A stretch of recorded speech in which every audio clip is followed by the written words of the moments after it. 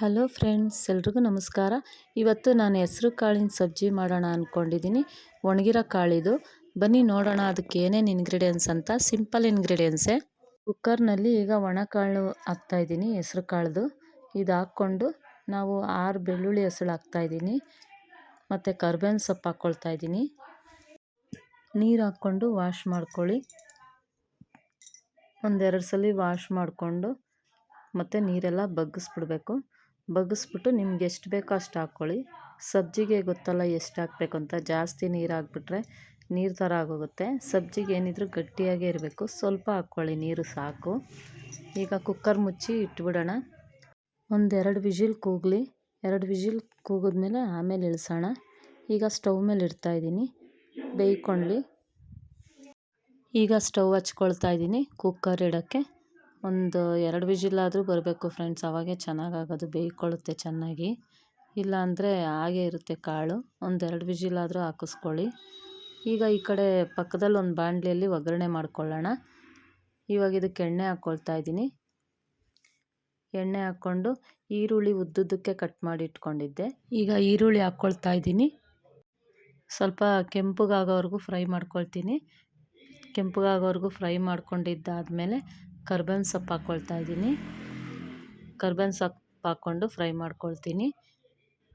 ಕರ್ಬೇವಿನ ಸೊಪ್ಪು ಹಾಕಿ ಫ್ರೈ ಮಾಡ್ಕೊಂಡಿದ್ದಾದಮೇಲೆ ಹಸಿಮೆಣ್ಸಿನ್ಕಾಯಿ ಹಾಕ್ಕೊಳ್ತಾ ಇದ್ದೀನಿ. ಹಸಿಮೆಣ್ಸಿನ್ಕಾಯಿ ಒಂದು 3 ತೊಗೊಂಡಿದ್ದೆ.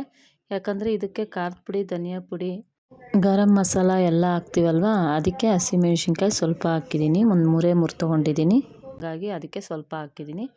ಈಗ 1 ಸ್ಪೂನು ಶುಂಠಿ ಬೆಳ್ಳುಳ್ಳಿ ಪೇಸ್ಟ್ ಹಾಕ್ಕೊಳ್ತಾ ಇದ್ದೀನಿ. ಶುಂಠಿ ಬೆಳ್ಳುಳ್ಳಿ ಪೇಸ್ಟ್ ಹಾಕ್ಕೊಂಡು ಸ್ವಲ್ಪ ಹಸಿ ವಾಸನೆ ಹೋಗೋವರೆಗೂ ಫ್ರೈ ಮಾಡ್ಕೊಳ್ಳೋಣ. ಹೀಗೆ ಚೆನ್ನಾಗಿ ಫ್ರೈ ಮಾಡ್ಕೊಳ್ತಾ ಇರಬೇಕು, ಇಲ್ಲಾಂದರೆ ಹಸಿ ವಾಸನೆ ಇದ್ದರೆ ಚೆನ್ನಾಗಿರಲ್ಲ. ಇವಾಗ 1 ಟೀ ಸ್ಪೂನು ಅರಿಶಿನ ಹಾಕ್ಕೊಳ್ತಾ ಇದ್ದೀನಿ. ರುಚಿಗೆ ತಕ್ಕಷ್ಟು ಉಪ್ಪು ಎಲ್ಲ ಹಾಕ್ಕೊಂಡು ಚೆನ್ನಾಗಿ ಮಿಕ್ಸ್ ಮಾಡ್ಕೊಳ್ಳೋಣ. ಚೆನ್ನಾಗಿ ಮಿಕ್ಸ್ ಮಾಡಿಕೊಂಡು ಇವಾಗ ಸಣ್ಣದಾಗಿ ಟೊಮೆಟೊ ಕಟ್ ಮಾಡಿ ಇಟ್ಕೊಂಡಿದ್ದೆ, 1-2 ತೊಗೊಂಡಿದ್ದೆ, ಸಣ್ಣಗೆ ಹೆಚ್ಚಿಟ್ಕೊಂಡಿದ್ದೆ. ಇವಾಗ ಅದನ್ನು ಹಾಕ್ಕೊಂಡು ಮಿಕ್ಸ್ ಮಾಡ್ಕೊಳ್ತಾ ಇದ್ದೀನಿ.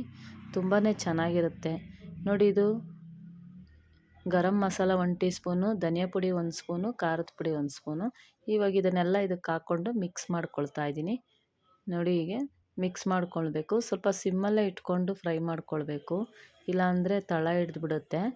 ಹಾಗಾಗಿ ಸ್ವಲ್ಪ ಸಿಮ್ಮಲ್ಲಿ ಇಟ್ಕೊಂಡೆ ಚೆನ್ನಾಗಿ ಫ್ರೈ ಮಾಡ್ಕೊಳ್ಳಿ. ನೋಡಿ, ಇವಾಗ ಆಗಿದೆ. ಇವಾಗ ಈ ಕಡೆ ನೋಡಿ, ಕುಕ್ಕರಲ್ಲಿ ನಾವು ಹೆಸ್ರು ಕಾಳು ಬೇಯೋಕೆ ಇಟ್ಟಿದ್ವಿ. 2 ವಿಜಿಲ್ ಕೂಗಿಸಿದ್ದೆ. ನೋಡಿ ಎಷ್ಟು ಚೆನ್ನಾಗಿ ಬೆಂದಿದೆ ಅಂತ. ಚೆನ್ನಾಗಿ ಬೆಂದಿದೆ ನೋಡಿ. ಈಗ ಈ ಸೈಡಲ್ಲಿ ನಾವು ಬಾಣಲಿಯಲ್ಲಿ ಒಗ್ಗರಣೆ ಮಾಡಿ ಇಟ್ಕೊಂಡಿದ್ವಲ್ಲ, ಅದಕ್ಕೆ ಇದನ್ನು ಹಾಕ್ಕೊಂಡು ಮಿಕ್ಸ್ ಮಾಡ್ಕೊಳ್ಳೋಣ. ಹೆಸ್ರು ಕಾಳನ್ನ ಚೆನ್ನಾಗಿ ಬೆಂದಿದೆ.